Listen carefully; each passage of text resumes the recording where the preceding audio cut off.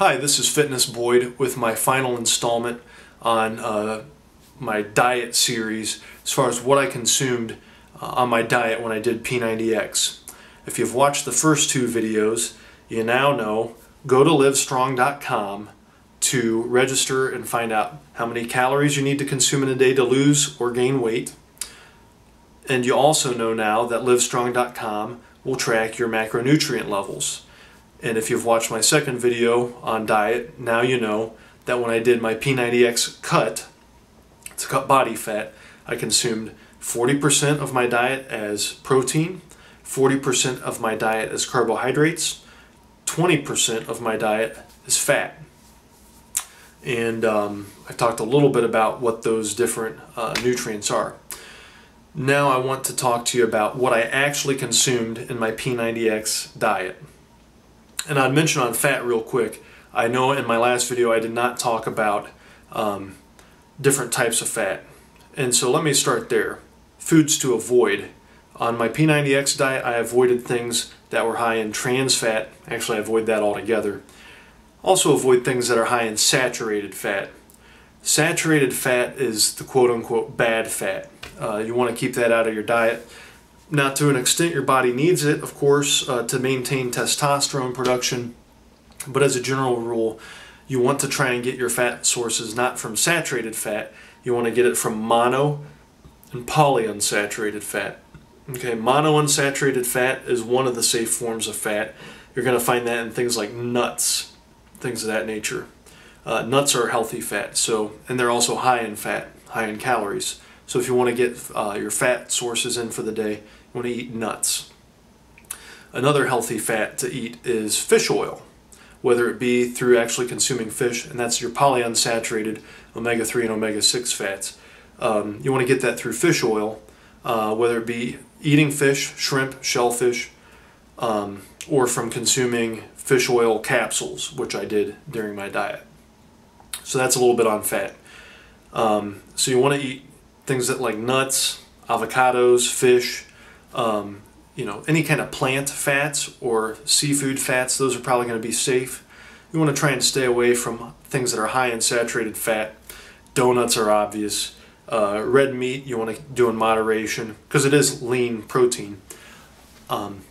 Things you really need to avoid are things like salad dressings, definitely creamy things, creamy pastas, white creams especially. Red sauce isn't so bad, but white creams. You want to avoid creamy, fatty things, basically things that taste good. Mayonnaise, anything that's high in saturated fat. So I would avoid creams, avoid butter or margarine. I didn't put butter or margarine on anything that I ate. Avoid eating out, avoid fried foods obviously. These are all high in saturated fat. Okay, what did I actually eat on my P90X diet? For breakfast I would typically have some fish oil capsules, had about 30 milligrams of fish oil per day to supplement the other types of omega-3s and 6 I was getting.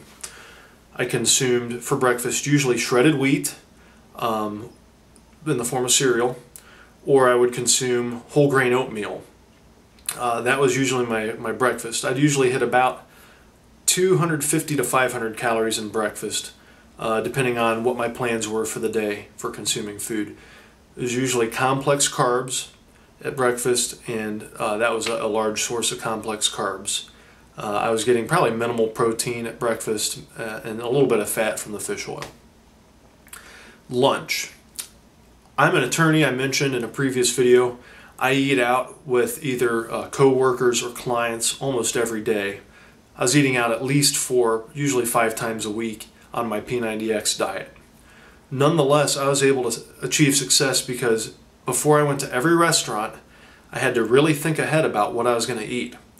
I would, if the restaurant was a chain restaurant like Olive Garden, I would go to their website, I would look up the food on the menu, I would find food that met my nutrition goals.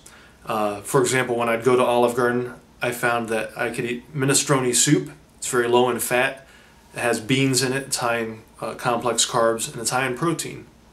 So I'd eat minestrone soup there. I would also eat shrimp primavera. It was lower in fat, and the fat that you were getting was from shrimp, so this is one of those healthy fats. It didn't have white sauce, it has red sauce on it. It's high in protein because there's, meat in it. And you are getting some simple carbs from the pasta, but it's, nothing crazy. For eating out, it was a very healthy meal. If I wasn't going to a chain where I could pick out food that I knew would be good, I would always go to a restaurant and order either like a chicken salad, plain with no dressing. I would use salt for dressing, actually, salt to kind of season it. Some people don't like salt in their diet, but I figured, hey, if I'm going to eat something, may as well eat some salt. Who cares if I retain some water? I can lose that easy. So I would use salt for a seasoner. I'd have a chicken salad, or I would have, sometimes I'd have eggs if we were going somewhere. Try not to have too many eggs because of cholesterol, but I'd have sometimes eggs. Toast, I would always have wheat toast. It would always be dry.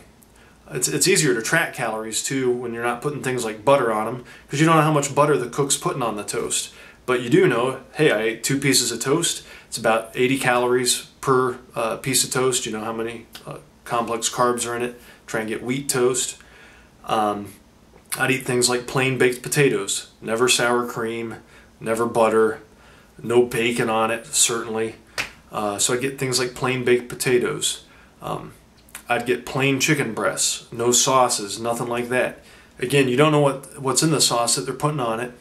It's much easier to track the food if you just stick to really plain stuff. It's probably going to be healthier anyway. I would sometimes go to a barbecue joint and I would get pulled chicken. I would get 1 chicken sandwich, but there are a lot of complex or simple carbs in the bun, so I'd get a second chicken sandwich with no bun. I had a ton of protein source from those days I'd go to that restaurant. You can eat baked beans. Those were good. I ate a lot of baked beans. There's some sugar in them, but it's negligible. You're still getting a lot of protein and a lot of carbs. For dinner, I would have whatever my wife made. She made chicken pot pie, for example. I'd go ahead and eat her chicken pot pie. Didn't affect me. I wouldn't eat a lot of it because it's going to be high in sodium. There's going to be some fat in it from the cream of mushroom soup. So every meal that my wife made, before I would touch it, and this drove her nuts, but before I would touch one of her meals, I would go to livestrong.com. I would type in every single ingredient that she put in that food. Half a stick of butter, or a cup of rice, or whatever's going in the food, what have you. I would type it into Livestrong. You can actually save recipes in Livestrong.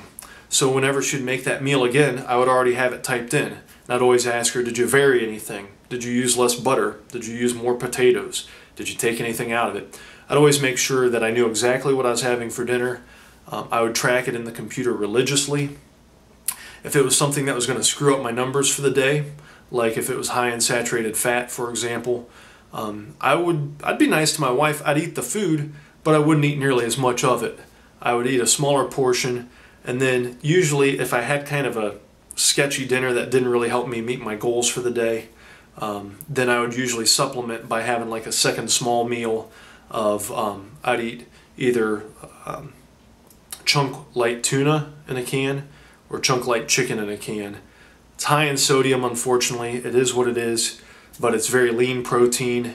I'd sometimes have it on whole wheat toast. It's not the best meal ever, but it's going to help you counterbalance having all that saturated fat earlier by boosting up your protein and perhaps your carbs if you need carbs. It's usually not hard to get carbs in your diet. As far as supplements, people want to know, what supplements did I take?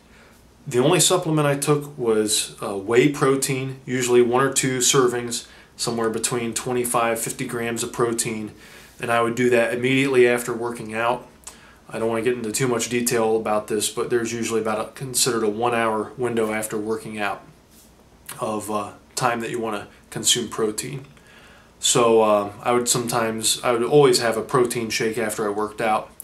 And then sometimes if I had fat left over in my diet at the end of the day, I might have a cup of almonds, or you could have peanuts as well. Basically any nut's okay. There's a lot high in fat, but that fat content is good.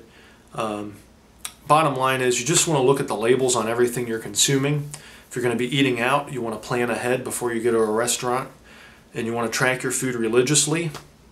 I assure you, if you track your food religiously, if you count your calories, meet your macronutrient goals, you're going to do very well in your diet goals. I'm living proof that I could do it, and my body's made up out of the same chemical compounds that everybody else's is. So I assure you, you can have the same success.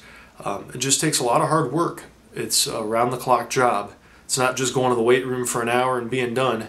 It is around the clock monitoring what you're putting in your body. So I want to thank you for tuning in. If you have any questions, by all means let me know. Comment, subscribe, like, and share with your friends. Have a nice day.